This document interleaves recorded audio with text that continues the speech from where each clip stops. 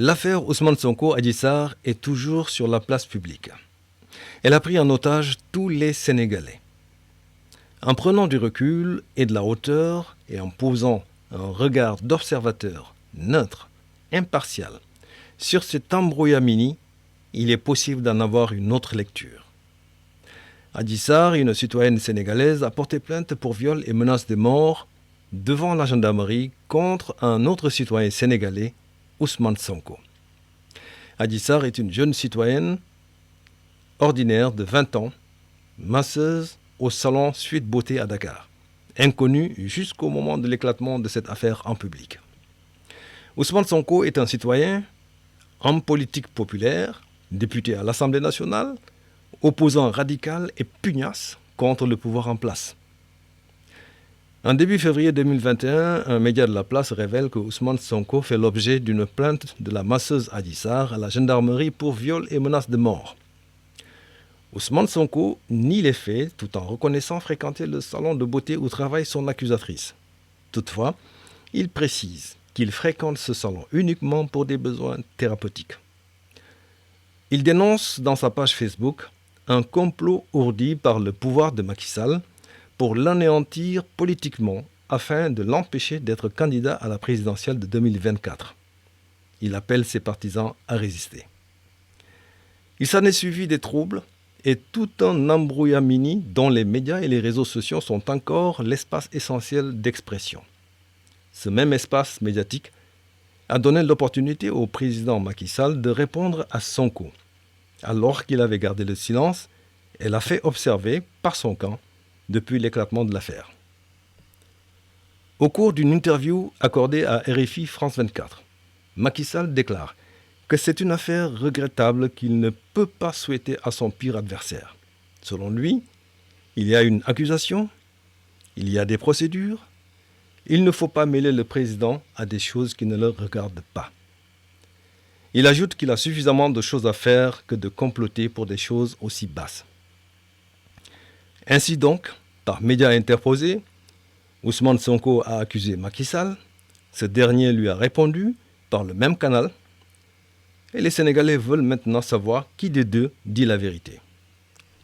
Auparavant, Ousmane Sonko avait déclaré qu'il ne répondrait à la convocation de la gendarmerie que si son immunité parlementaire était levée.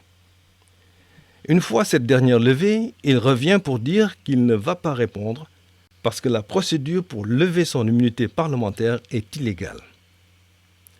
Ousmane Sonko est aussi très méfiant parce qu'il est convaincu du complot et de l'instrumentalisation de la justice par le président Macky Sall qui, selon lui, cherche à le liquider sans se mouiller. C'est la raison pour laquelle il a déclaré avoir été averti contre un complot qui vise à le faire emprisonner et il demande à Macky Sall d'avoir le courage de se salir les mains ouvertement. Malgré tout, il y a l'accusation d'Adji Sarr. Celle-ci ne peut rester sans suite dans un pays de droit.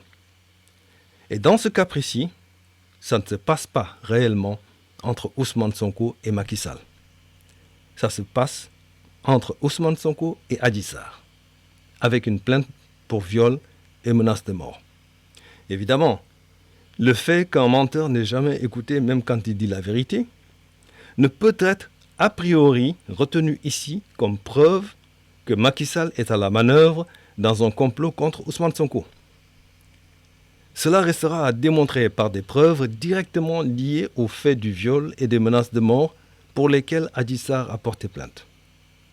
Cette démonstration devrait permettre de blanchir ou non Ousmane Sonko ou Macky Sall.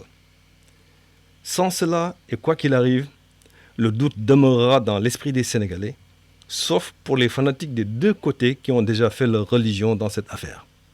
Dès lors, le député Ousmane Sonko peut être difficilement compris dans son refus de répondre aux enquêteurs de la gendarmerie, puis aux juges d'instruction.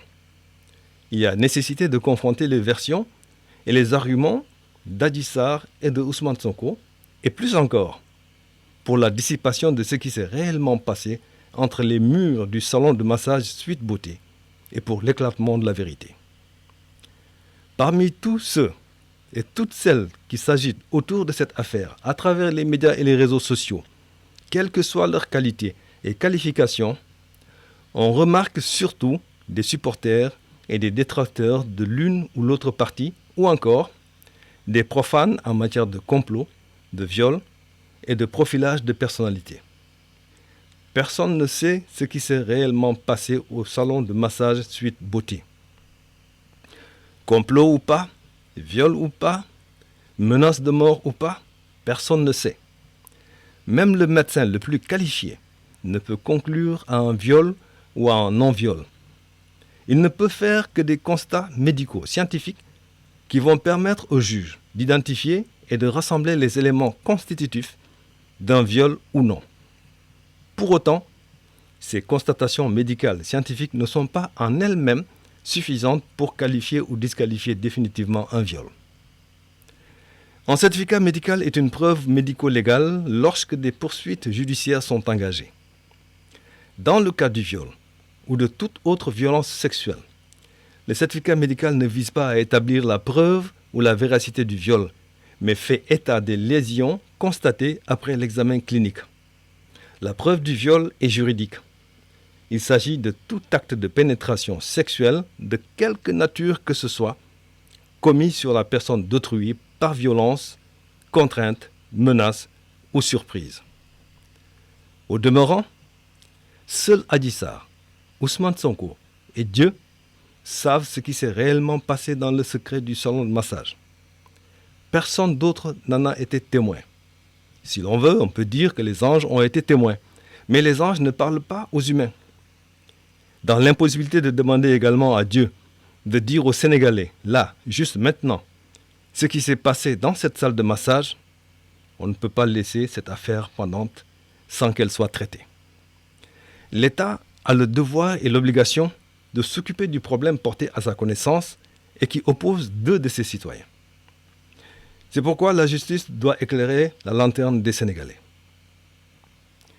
Il y a peut-être un moyen de mettre tout le monde d'accord si les lois et règlements qui régissent la justice le permettent, afin que les Sénégalais soient définitivement fixés. C'est de procéder à la retransmission en direct de toute l'instruction jusqu'au jugement de cette affaire, comme gage de transparence et de justice équilibrée.